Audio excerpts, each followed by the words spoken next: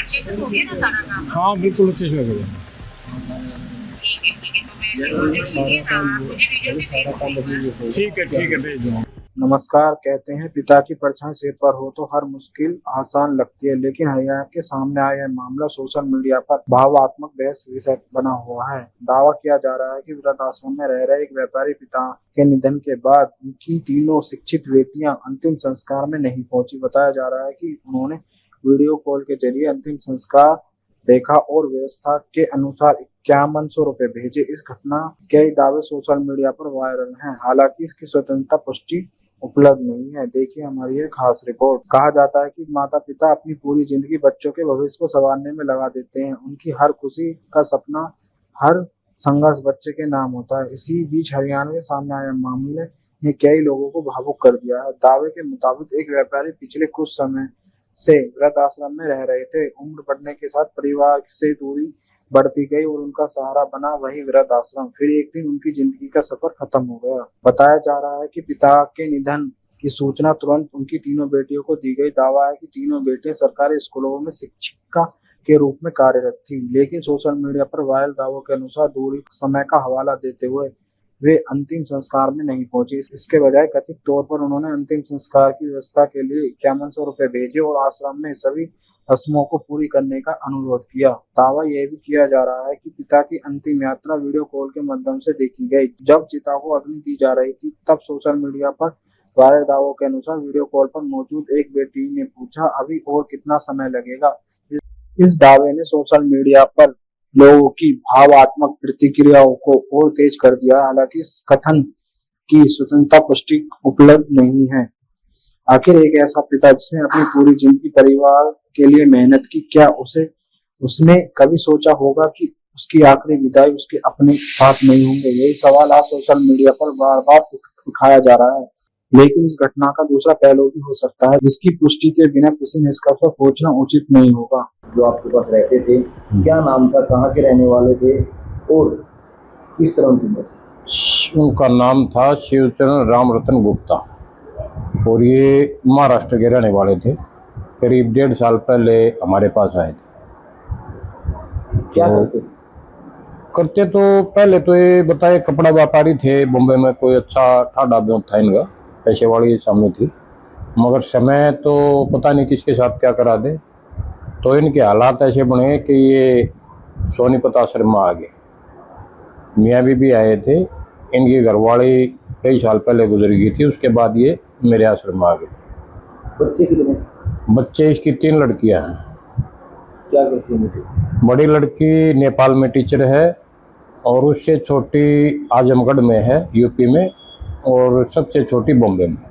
तीनों टीचर हैं? नहीं, ये तो नहीं पता तीनों टीचर हैं, मतलब 2 जरूर है टीचर। आपने बताया नहीं उनको क्या पिताजी? नहीं बताया। देखिए मतलब इसकी तबीयत करीब 20-25 दिन पहले एक बार खराब हुई थी, तो मैं फिर इसको हॉस्पिटल में लेके गया। उसी टाइम मैंने दोनों बेटियों को फ़ोन किया, भाई इनकी तबीयत थोड़ी ढीली हो रही है, आप मिलना चाहो तो आ सकते हो। उन्होंने कहा अंकल ठीक है हम आते हैं। मतलब उनका फिर बस टाइम ना लगने के बाद या किसी को क्या कहे, उनकी अपनी सोच थी, भाई यही करते रहे कि आते हैं, और वो नहीं आई। डेथ होने के बाद भी ये रात को 3:15 साढ़े 3 बजे करीब डेथ हुई इनकी। उसी टाइम मैंने दोनों बेटियों को फ़ोन किया, तो उन्होंने फिर भी ये कहा कि दूर इतनी है कि हम तो आ नहीं पाएंगे, आप इनका अंतिम संस्कार करा दो। मैंने कहा बेटा इन्होंने शरीर दान के बारे में बोला है, भाई शरीर दान करा दें। तो उन्होंने कहा कि शरीर दान तो ना करना, आप इसकी खाली आंखें डोनेट करा देना और उसके बाद अंतिम संस्कार कर देना, और अंतिम संस्कार करो तो हमें वीडियो पे दिखा देना, भाई आप इसका अंतिम संस्कार करें। वीडियो कॉल पे दिखा? हाँ, वीडियो कॉल पे मैंने उनको दिखा दिया, भाई ये अंतिम संस्कार कर दिया है।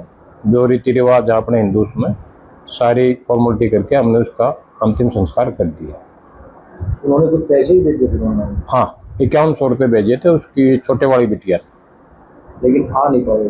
नहीं आ नहीं पाए, बहाने बनाते रहे। क्या भाई क्या मतलब, ये तो अगलों की सोच है ना। ये तो आने वाले तो पता नहीं कहाँ से आ जाते हैं।